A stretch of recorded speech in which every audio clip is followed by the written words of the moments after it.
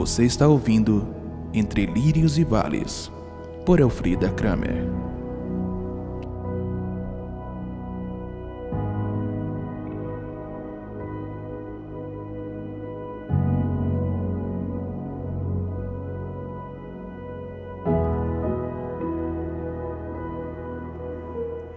Olá, seja bem-vindo.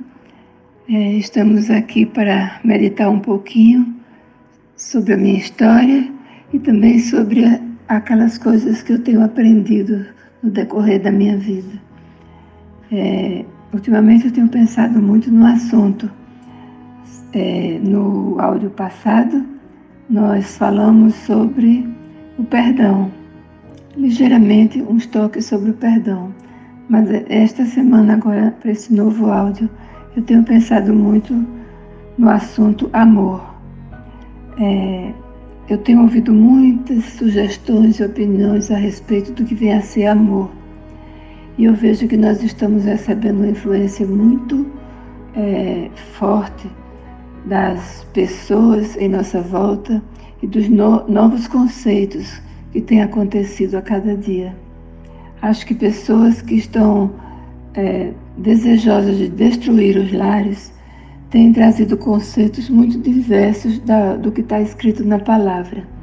Se você quer ter uma vida realmente correta, uma vida que tenha um prumo certo, que você sabe o que está fazendo e o que vai alcançar, você precisa seguir os ensinamentos bíblicos. Eu acho que é a lei áurea para a nossa vida, são os ensinamentos bíblicos.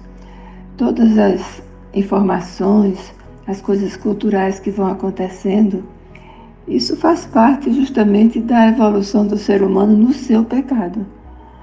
Mas nós queremos viver uma vida mais saudável, uma vida mais condizente com aquela que Deus espera de nós. Eu estava pensando a respeito dessa palavra amor, como eu pensei muito durante o meu casamento também.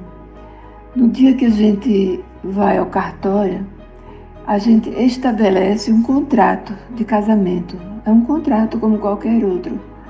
E quando a gente recebe a bênção do sacerdote na hora do casamento, nós respondemos quando ele pergunta se está pronto para andar e estar com ele todos os dias até que a morte nos separe.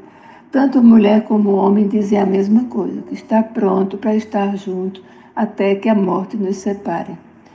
No entanto, hoje eu vejo muitos casamentos se destruindo muito antes de acontecer o evento da morte, porque as pessoas estão intolerantes umas com as outras. Algumas são tão radicais que não buscam ter uma situação melhor, de um companheirismo melhor, de uma vida a dois mais eficiente.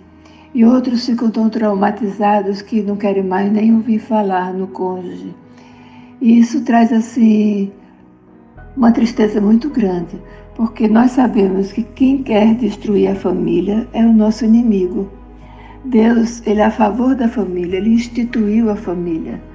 Ele quer que a família continue. Foi para isso que Ele formou o homem e a mulher. E Ele disse, crescei e multiplicai.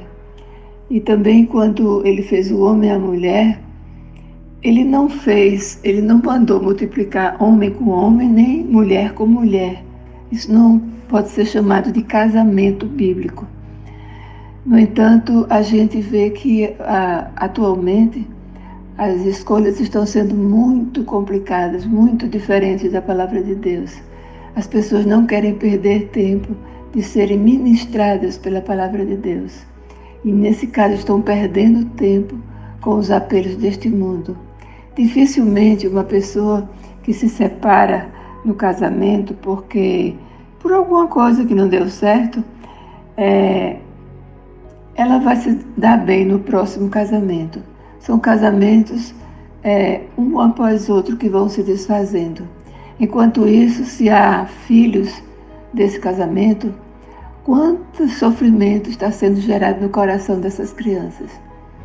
Eu fico com muita dor no coração, porque eu vejo que as crianças são o alvo da destruição do lar. Deixar as crianças soltas, sem pertencimento, sem aquele desejo de família, sem saber qual é a família, isso faz muita parte dos planos do inimigo. E muitas vezes nós não pensamos nisso, que nós estamos sendo usados pelo inimigo para agir de acordo com os planos dele. Na verdade, a Bíblia nos fala o seguinte, que o amor é muito mais do que se fala hoje. Hoje o amor é apenas ato sexual. As pessoas não falam a palavra amor considerando o valor que é. Primeiro, Deus é amor. Amor é alguma coisa especial. Faz parte do que é Deus. Deus é amor. Também a gente vê que na Escritura Sagrada temos uma descrição do que é amor. Você já leu alguma vez? Talvez tenha lido, tenha até gostado, achado bonito. Mas veja bem, em 1 Coríntios 13, a partir do versículo 4, o apóstolo Paulo diz assim: o amor é paciente, é benigno, ele é gentil. O amor não arde em ciúmes, não se ufana, não se ensoberbece, não se conduz inconvenientemente, não procura os seus interesses, não se exaspera, não se ressente do mal, não se alegra com a injustiça, mas regozija-se com a verdade. Tudo sofre, tudo crê, tudo espera, tudo suporta. O amor jamais acaba. Esse tipo de amor que Deus espera de nós jamais acaba. É um amor paciente.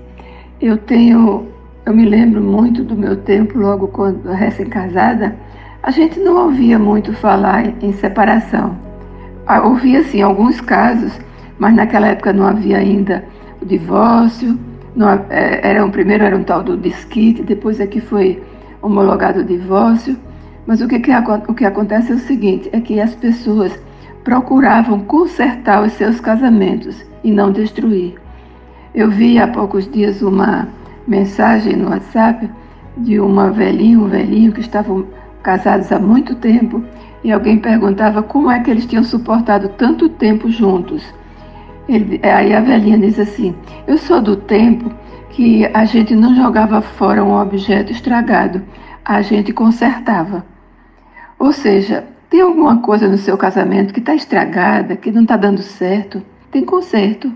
Hoje nós temos muito mais facilidade de terapias, de aconselhamentos para os casais que assim desejam, porque todos eles precisam de ajuste.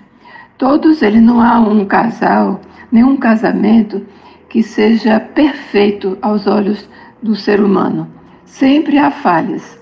E se na primeira falha você começar a sofrer com ela e começar a achar que deve se descartar desse casamento, não é necessário que case então. Não case. Você não precisa casar, você pode ter a sua vida livre, ser solteiro, viver como quiser. Não assuma um contrato de casamento se você não é capaz de obedecer esse contrato.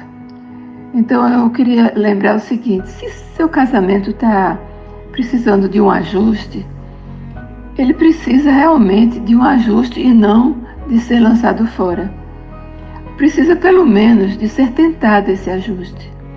Existem casos assim muito mais difíceis em que não se chega a um consenso e que terminam se afastando.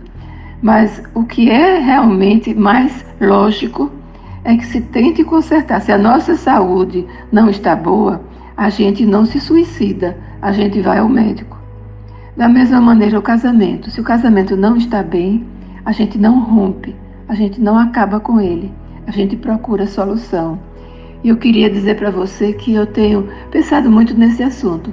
Vivi 52 anos com meu marido, outras pessoas vivem muito mais tempo e certamente elas aprenderam a renunciar a algumas coisas, a compartilhar algumas dores com o marido ou a esposa e os dois juntos buscaram uma solução para o problema.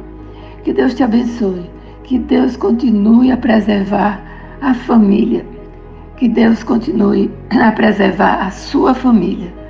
Eu peço em nome de Jesus e já glorifico ao Deus Pai, Filho e Espírito Santo. Aleluia.